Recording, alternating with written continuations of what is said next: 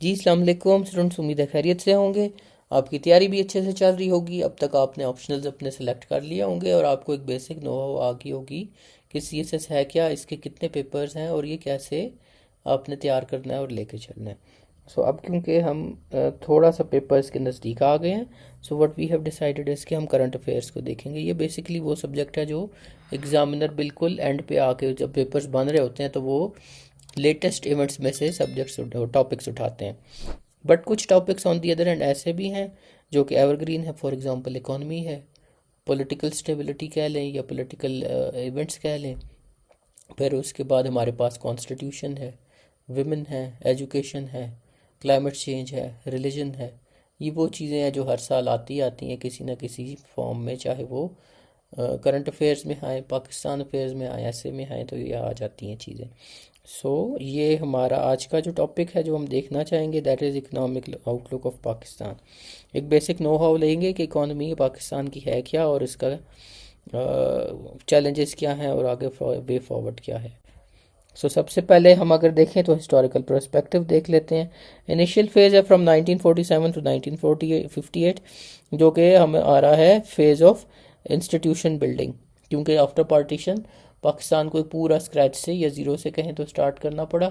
So we had to build every institution possible. फिर 58 से 69 का एरा, दैट इज़ यूब एरा, या फिर इसको एरा ऑफ इंडस्ट्रियलाइजेशन भी कहते हैं। इसमें इंडस्ट्रियल ग्रोथ बहुत ज़्यादा हुई थी। उसके बाद 70s का एरा आ जाता है, that is known for its policy of nationalisation and socialism की तरफ थोड़ा सा झुकाव हो गया। फिर 80s आ गया एरा। 80s के एरा में हमने एक रिवर्स गेयर लगाया from the policy of nationalisation and socialism और लिबरलाइज करने का कोशिश की इकोनॉमी को। और लेकिन एक बहुत बड़ा एलिमेंट जो इसमें था, that was Islamisation of the economy, जिसमें हमने इस इस्लामाइजेशन की कैसे की। हमने ज़कात और नशर टैक्सेस, कुछ फेडरल शरीयत कोर्ट्स एक्सेट्रा एक्सेट्रा, इंटरेस्ट को भी बैन करने की कोशिश की। इस तरीके से हमने कोशिश की। फिर जनाब 1990s का एरा है, जिसका फोकस था ऑन स्ट्रक्चरल रिफॉर्म्स, क्योंकि हमारा ऑलरेडी डेट इतना बढ़ चुका था, अनएम्प्लॉयमेंट, इन्फ्लेशन, चीज़ें इतनी चैलेंजिंग हो चुकी थी पिछले 2-3 डेकेड्स की वजह से कि हमें वो करना पड़ा स्ट्रक्चरल रिफॉर्म्स का एरा प्रोसेस। फिर 2000 का एरा, जिसको हम कहते हैं जनाब लिबरलाइजेशन का एरा कह लें, या एरा ऑफ प्राइवेटाइजेशन कह लें, या फिर आप इसमें बैंकिंग सेक्टर की एक मशरूम ग्रोथ हमें नज़र आई, उसको देख लें। ये इस तरीके से था। उसके बाद 2010 का डेकेड है, जो कि डेकेड ऑफ अनसर्टेनिटी हम कहते हैं। क्योंकि एक तरफ हमारे पास एक कुछ पॉजिटिव्स थे, जिस तरह सीपैक की इन्वेस्टमेंट थी, फॉरेन इन्वेस्टमेंट 42-43 बिलियन की, या एक दो और इन्वेस्टमेंट प्रोजेक्ट्स ऐसे आए। लेकिन on the other hand energy crisis एक ऐसा था जिसने हमारी इकॉनमी को बिल्कुल एक ऐसा डेंट डाला जो कि हम अभी तक उससे निकल नहीं पाए। ये 2020 का डेकेड था। और उसके बाद 2020 का डेकेड जो भी गुजर रहा है, ये अगेन स्ट्रक्चरल रिफॉर्म्स का एरा है। इसमें स्ट्रक्चरल रिफॉर्म्स है, but with the help of या with under the guidance surveillance of IMF। ये हमारा अगेन स्ट्रक्चरल रिफॉर्म्स पे हम आ गए। ये अगर स्टूडेंट्स हम देखें, एक बिल्कुल एक सीसॉ वाली सिचुएशन है। अभी हम लेफ्ट जाते हैं, कभी लेफ्ट जाते हैं, नेशनलाइजेशन से लिबरलाइजेशन की तरफ, फिर हम स्ट्रक्चरल रिफॉर्म्स, फिर एक लिबरलाइजेशन, फिर स्ट्रक्चरल रिफॉर्म्स। एक लॉन्ग टर्म कंसिस्टेंट पॉलिसी नज़र नहीं आ रही जो हम फॉलो करें और हम इस साइकिल को तोड़ सकें। 5 साल 10 साल एक गवर्नमेंट आती है, वो अपनी एक अप्रोच, अपनी एक थॉट प्रोसेस लाती है। फिर नई गवर्नमेंट आ जाती है, वो अपनी चेंजेस लेके आने की कोशिश करती है। कोई लॉन्ग टर्म फ्यूचरिस्टिक अप्रोच नहीं है सबके लिए। इस वजह से हम इकोनॉमिक क्राइसिस में कंसिस्टेंटली हैं, निकल नहीं पा रहे। आगे देखते हैं जी, हमारा करंट सिचुएशन है, जिसमें हमारे पास इन्फ्लेशन 2025 का कुछ डाटा है। इन्फ्लेशन रेट्स हैं 5.6% पे। एक्सपेक्टेड GDP ग्रोथ है 3%। डेट हमारा 287 बिलियन जून 2025 में। Unemployment rate 7.5%। Tax to GDP 10.3%। Exports 29%, $29 billion की, और इम्पोर्ट्स $48 बिलियन का। अच्छा स्टूडेंट्स, ये अब आप यहीं पे देख लें एक्सपोर्ट्स और इंपोर्ट्स का गैप, कि हमारी एक्सपोर्ट्स जो इनकम है वो $29 बिलियन की है, जबकि इंपोर्ट्स जो कि हमारी स्पेंडिंग है दैट इज़ $48 बिलियन, यानी कि ऑलमोस्ट $20 बिलियन का गैप है। तो ये कहाँ से पूरा होता है? ये लोन से पूरा होता है। और ये बेसिकली है क्या? ये मेनली इसमें पेट्रोकेमिकल्स हैं, जो हम पेट्रोल इंपोर्ट करते हैं, ज़्यादातर वही है इंपोर्ट हमारी। बट स्टिल इसकी कोई इसको हमें कवर अप करने के लिए या इस साइकिल को तोड़ने के लिए हमें एक्सपोर्ट्स बढ़ानी पड़ेंगी, दूसरा कोई हल है नहीं। अच्छा, बेसिक कुछ हम कॉन्सेप्ट्स या चीज़ें देख लेते हैं। डेट टू जीडीपी, जिस तरह टैक्स टू जीडीपी, सॉरी, ये नॉर्मली शायद आम किसी टर्मिनोलॉजी नोवाइस को नहीं पता होगी। ये है जनाब कि amount of GDP collected as tax, यानी कि फॉर एग्जांपल हमारा 200 अरब डॉलर का जीडीपी है या इकोनॉमी है, तो उसका 10% हमने जो सा है वो एज टैक्स कलेक्शन कलेक्ट किया और बाकी हम अदर सोर्सेज से कर रहे हैं। अच्छी इकोनॉमीज को अगर देखें या जो कंसिडरेबल, जिसको हम कहते हैं tax to GDP ratio, that is around 25% of the GDP. फिर हमारे पास एक टर्मिनोलॉजी इकोनॉमी में बड़ी कॉमनली यूज़ होती है, that is fiscal policy. Fiscal policy क्या है कि गवर्नमेंट अपने स्पेंडिंग को और रेवेन्यूज़ को, अखराजात को भी, और जो इनकम है उसको भी कैसे इन्फ्लुएंस करेगी कि इकोनॉमी उसकी ग्रो करे। फॉर एग्जांपल अगर हम अभी देखें करंटली, तो अभी अभी हमारा जो फोकस है that is focused on infrastructural development या बेसिक्स, जो इंफ्रास्ट्रक्चर की डेवलपमेंट है उसकी तरफ है, रोड्स वगैरह की तरफ, ये ट्रांसपोर्टेशन की तरफ, इन चीज़ों की तरफ हम इन चीज़ों से कोशिश कर रहे हैं कि ड्राइव कर सकें अपनी इकोनॉमी को। फिर हमारे पास एक और टर्मिनोलॉजी है मॉनेटरी पॉलिसी की। मॉनेटरी पॉलिसी क्या है जी, कि जो हमारा करेंसी वैल्यूएशन है उसको हमने कैसे मैनेज करना है। इसमें हमारे पास चार चीज़ें आ जाती हैं। फर्स्ट इज़ रिजर्व रिक्वायरमेंट्स, हमने अपने रिजर्व्स कहाँ मैनेज करने हैं, ये कहाँ मेंटेन करने हैं। फिर open market operations. Open market operations क्या है कि फॉर एग्जांपल हमारे जो फॉरेन एक्सचेंजेस हैं, डॉलर हो गया या करेंसी की वैल्यूएशन, रुपये की वैल्यूएशन होगी, उसको क्या हम फ्री मार्केट पे छोड़ दें या government has to manage it.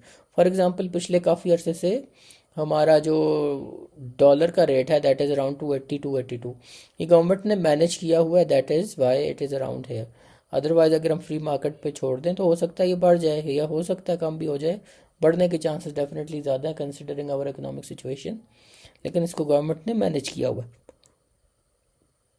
फिर हमारे interest rates and discount rates हैं, जो कि स्टेट बैंक हमें ऑलमोस्ट एवरी मंथ और सेकंड मंथ देता है कि जनाब किस रेट्स पे वो मैनेज करेंगे इंटरेस्ट रेट्स को, ये किस रेट्स पे प्रॉफिट्स और बैंक्स वगैरह इन चीज़ों को डील करेंगे। इससे ये होता है कि वो इकॉनमी मनी की जो सर्कुलेशन है उसको कंट्रोल करते हैं। फॉर एग्जांपल अगर इंटरेस्ट रेट बढ़ा दिया जाए तो जो इन्वेस्टर है या जो इनके पास पैसे हैं वो इंटाइस होते हैं, उनको इनकरेज किया जाता है कि जनाब आप गवर्नमेंट के पास या बैंक्स के पास पैसा रखें और प्रॉफिट्स ले लें। उसी तरह ऑन दी अदर हैंड जब इंटरेस्ट रेट्स को कम किया जाता है तो लोगों को मजबूर किया जा रहा है कि वो पैसा निकालें और बिजनेसेस में इन्वेस्ट करें और सर्कुलेशन ऑफ मनी जो उनसे है वो इंश्योर करें। सो ये कुछ टर्मिनोलॉजीज थी। आगे चलते हुए हम देख लेते हैं indicators of economic stability, instability. Uncontrolled inflation है, widening budgetary deficit, current account deficit and informal economy. Budgetary deficit क्या है स्टूडेंट्स, जैसे मैं पहले कह चुकी हूँ, हमारी इनकम है 100 रुपया, हमने खर्चना है 150 रुपया, वो 50 रुपये हम कहाँ से पूरा करेंगे, वो हम उधार लेके पूरा करेंगे। सो this is called budgetary deficit, जो पाकिस्तान का हर साल होता है। अब हम इस कंडीशन में आ गए हैं कि हमारा मेजर जो हमारा बजट का शेयर है, पहले तो डिफेंस लेता था बट अब ये सिचुएशन आ गई है कि अब वो हमारा डेट सर्विसिंग में जाता है, जो पुराने कर्जे देने में या उन पे ऊपर जो इंटरेस्ट है वो देने में मेजर चंक अप उसमें जा रहा है। अब हम इस सिचुएशन पे आ गए हैं। और बाकी अखराजात जिस तरह डिफेंस है या पीएसडीपी है या बाकी हमारे सैलरीज वगैरह गवर्नमेंट ने पे करनी है एक्सेट्रा एक्सेट्रा, उसके लिए अल्टीमेटली हमारे पास इतना कम चंक बच जाता है कि हमें मजबूर होकर मजीद कर्ज लेना पड़ता है। तो एक ये विशियस साइकिल है जो कंटिन्यू किए जा रही है। अच्छा, उसके बाद है हमारा अगला परसिस्टेंट करंट अकाउंट डेफिसिट। ये क्या है, जो मैंने पहले डिस्कस किया, इंपोर्ट्स एंड एक्सपोर्ट्स का डिफरेंस। अच्छा जी, उसके बाद अगली चीज़ है significant portion of informal economy. Informal economy क्या है, वो इकोनॉमी जिसका हमारे पास कोई डाटा अवेलेबल नहीं है कि जनाब ये इनकम कितनी है, कहाँ से आई है, कहाँ स्पेंड हो रही है। फॉर एग्जांपल हमारा जो मेन ट्रांसपोर्टेशन सेक्टर है, चाहे हम लोकल ट्रांसपोर्ट देख लें, टैक्सी ड्राइवर्स देख लें, इवन आजकल जो वो करीम एंड ऊबर्स एंड एक्सेट्रा चलें, ये तो शायद मैनेज हो रही हैं थ्रू एप्लीकेशन इनकी शायद हो, लेकिन जो लोकल टैक्सीज़ हैं या लोकल ट्रांसपोर्ट है या और जो मीन्स ऑफ ट्रांसपोर्टेशन है, इनका हमारे पास कोई सोर्स नहीं है कि एक टैक्सी ड्राइवर ने दिन में या महीने में कितनी इनकम की कितनी अर्निंग की, कहाँ पे उसका खर्चा हुआ, ये कोई रिकॉर्ड हमारे पास अवेलेबल नहीं है। इसी तरीके से हम ग्रॉसरी स्टोर देख लें, जो छोटे हैं, करियाने वाले देख लें, सब्ज़ी वाले देख लें, कोई रिकॉर्ड अवेलेबल नहीं है गवर्नमेंट के पास कि एक सब्ज़ी वाले ने या एक रेडी वाले ने कितनी सेल की है मंथ की। गवर्नमेंट की किताबों में वो अनएम्प्लॉयड हैं। इसी तरीके से अगर हम, और बहुत सारे ऐसे हैं सेक्टर्स जिनको आप देखना चाहें। सो ये एक इनफॉर्मल इकॉनमी है, जो कि बहुत बड़ा, एक अंदाजे के मुताबिक ऑलमोस्ट जितनी पाकिस्तान की फॉर्मल इकॉनमी है, उतनी ही इनफॉर्मल या अंडरग्राउंड इकॉनमी भी इसको कहते हैं, वो है। इसमें सिर्फ स्मगलिंग या ड्रग्स का या वो चीज़ें नहीं आ जाती। इसमें ये, जैसे मैंने पहले ये बाकी एग्जांपल्स दिए, ये आ जाती हैं। कच्ची रसीदें दे देते हैं, आपके पास प्रॉपर रसीद नहीं है, होल सेलर्स इन पर्टिकुलर बड़े बड़े अरबों रुपए के काम कर रहे हैं और वहाँ पे आप उनकी रसीदें या रिकॉर्ड्स अवेलेबल नहीं है, वो कच्ची रसीदों पे काम कर रहे हैं। This is informal economy. अच्छा जी, अब हमारे पास है causes of economic crisis. Inconsistent economic policies, जैसे हम पहले डिस्कस कर चुके हैं। फिर वीक टैक्स पॉलिसीज़, वो कैसे, इनडायरेक्ट टैक्सेस पे हमारा ज़्यादा फोकस है, बिजली पे टैक्स लगा दिया, उसके बाद अपना पेट्रोल पर टैक्स लगा दिया, डायरेक्ट टैक्सेशन की तरफ हम नहीं जाते। एग्रीकल्चरल टैक्स आज तक नहीं लगाया, सारा फ्यूडल लॉर्ड जो है वो असेंबली में बैठा हुआ है, अरबों रुपये कमा रहे हैं from sugar mills and etceteras and mafias and etceteras, लेकिन पैसे देने के लिए तैयार नहीं है वो। So this is weak tax policy. फिर हमारे पास लॉ एंड ऑर्डर के चैलेंजेस हैं। भत्ते की पर्चियाँ आ जाती हैं, आपके बिजनेसमैन उठा लिए जाते हैं किडनैपिंग रैंसम के लिए, उसकी वजह से डिस्करेज होता है आपका जो बिजनेसमैन है कि वो क्यों आए। एनर्जी क्राइसिस है, उसने पिछले 20-25 सालों में बहुत ज़्यादा हैम्पर किया पाकिस्तान की इकॉनमी को। आपको याद होगा, एक बड़ा कॉमन फ्रेज़ है कि जनाब हमारी टेक्सटाइल इंडस्ट्री ऑलमोस्ट सारी बांग्लादेश शिफ्ट कर गई। क्यों? क्योंकि हमारे पास एनर्जी क्राइसिस आ गया। पर limited financial resources and facilities भी, एक तो गवर्नमेंट के एंड इन्वेस्टर्स छोटे हैं, हमारे पास कोई बड़ा इन्वेस्टर है नहीं, क्योंकि लोकल इन्वेस्टर्स को अगर देखें फ़ौरन आने के लिए तैयार नहीं है। सो लिमिटेड रिसोर्सेज हैं, और फिर गवर्नमेंट फैसिलिटेट भी नहीं करती, गवर्नमेंट भी ज़्यादा हेल्प करने के लिए तैयार नहीं। ये है हमारे कॉजेस। फिर हम इम्प्लीकेशंस देख लेते हैं। थ्रेट टू सॉवरेनिटी, वो कैसे, यानी कि इन्वॉल्वमेंट ऑफ फॉरेन डोनर आ जाता है। फॉर एग्जांपल, रिसेंटली आपको कुछ अर्सा पहले याद हो तो आईएमएफ ने कर्जा देने की ये शर्त रखी थी कि जनाब आपका जो स्टेट बैंक का चेयरमैन है वो एक इंडिपेंडेंट बॉडी होगी और इंडिपेंडेंट आएगा, उसमें गवर्नमेंट का कोई इन्वॉल्वमेंट, कोई इन्फ्लुएंस नहीं होगा। सो इस तरीके के डिसीजंस होने लग पड़े। फिर आईएमएफ ने सब्सिडीज़ को कट करने की डायरेक्शंस देना शुरू कर दी। सो ये एक आपको डिक्टेशन मिलने लग पड़ी।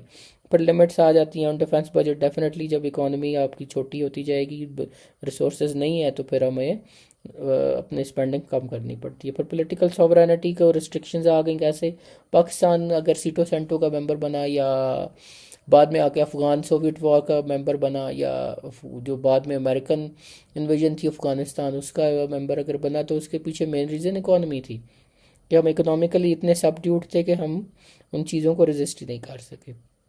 फिर इकोनॉमिक साइकिल है। डेट सर्च, जैसे मैंने पहले डेट की बात की कि पिछला डेट आपका इतना है कि उसको पूरा करने के लिए आपको मज़ीद डेट लेना पड़ता है। एक साइकिल है जो चलता चला जा रहा है, उसकी वजह से अनएम्प्लॉयमेंट एंड पॉवर्टी है। और फिर हमारे पास रिड्यूस्ड गवर्नमेंट स्पेंडिंग है। गवर्नमेंट मजबूर हो जाती है कि वो BSDP का कट लगाए या डेवलपमेंट अपनी कम करे, क्योंकि उनके पास पैसे ही नहीं है।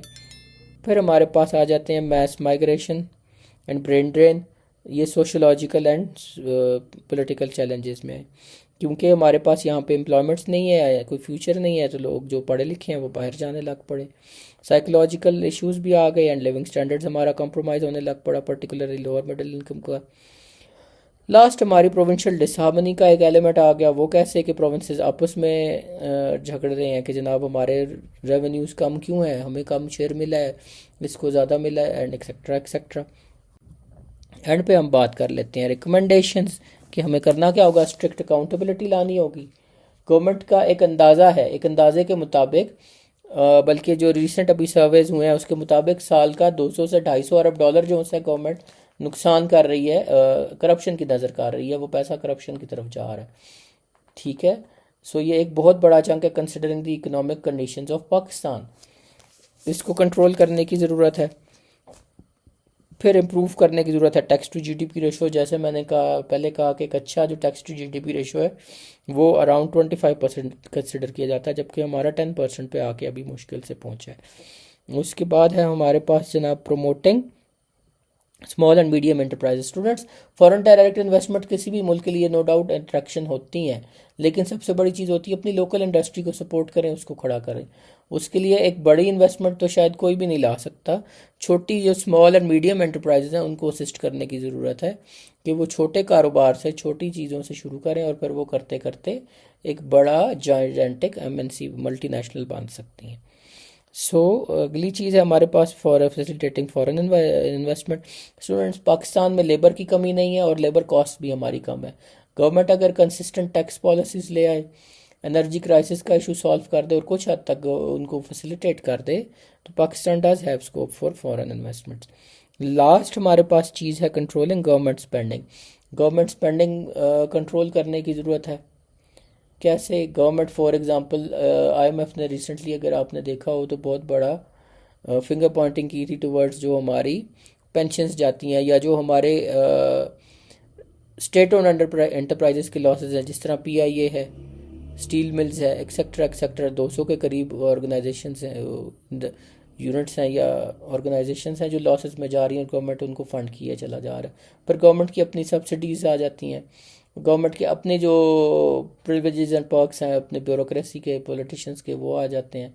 इनको कंट्रोल करने की ज़रूरत है। ये एक होलिस्टिक पॉलिसी अगर लेकर चला जाए तो नो डाउट पाकिस्तान जो है इन चीज़ों को ओवरकम कर सकता है। ये हमारा आज का लेक्चर था। उम्मीद करती हूँ कि समझ आई होगी इकोनॉमिक्स की बेसिक्स जो हैं, और अगर कोई सवाल रह गया हो ज़रूर पूछ लें, दोबारा पूछना चाहें, कोई और टॉपिक चाहते हो हम करें वो भी बताएं। अगला टॉपिक करंट अफेयर से रिलेटेड जो आप चाहते हैं वो भी बताएं। एंड पे वीडियो अगर अच्छी लगी है तो लाइक करें, शेयर करें, सब्सक्राइब करें। Thank you very much students.